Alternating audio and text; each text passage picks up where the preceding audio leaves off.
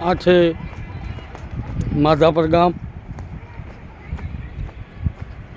જેમની અંદાજિત વસ્તી 35 થી 40 હજાર જેવી હશે. તેમની બગલમાં જ જોડાજોડ ભુજ શહેર છે. તેમની બંનેના મધ્યમાં આ ભુજિયો ડુંગર આવેલ છે, જેમાં